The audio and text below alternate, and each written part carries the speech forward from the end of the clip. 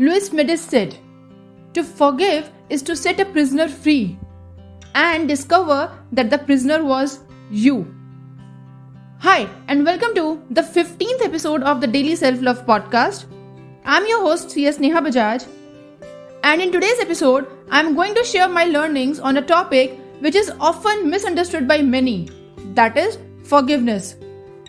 So, here I am sharing with you all what I had learned about the actual power of forgiving others and self in order to practice self-love for real.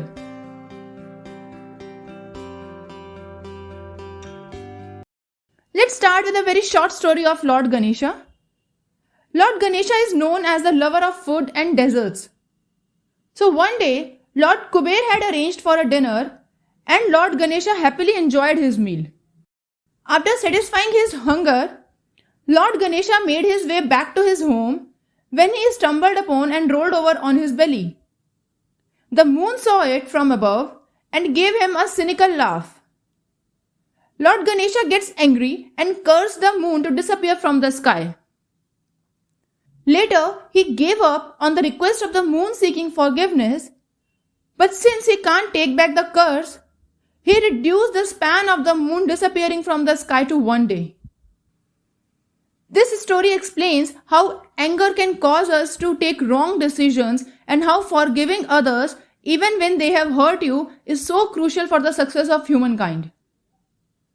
This short story strongly reflects that forgiveness is the ultimate virtue. Now let's see how I realize the act of forgiveness as a way towards self-love. Bryant H. McGill beautifully relates forgiveness and love. He says, "There is no love without forgiveness, and there is no forgiveness without love." And this is so true. In fact, forgiveness is the best form of love because it takes a strong person to say sorry and seek forgiveness, and even a stronger person to really forgive the other person. But even when someone is not even sorry for hurting you and you still chose to forgive, it's not because you are weak or something. Rather, it reflects your strength to choose to forgive someone who wasn't sorry and accepting an apology you never received. Because then you are consciously choosing your peace and your happiness. Forgive others, not because they deserve forgiveness, but because you deserve peace. In this situation, your mindset should be like, forgiving you is my gift to you. Moving on is my gift to myself.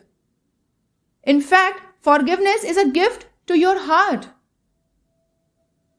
And most importantly, not only others, but we often hurt ourselves too. And whatever may be the reason, even forgiving ourselves is equally important as forgiving others.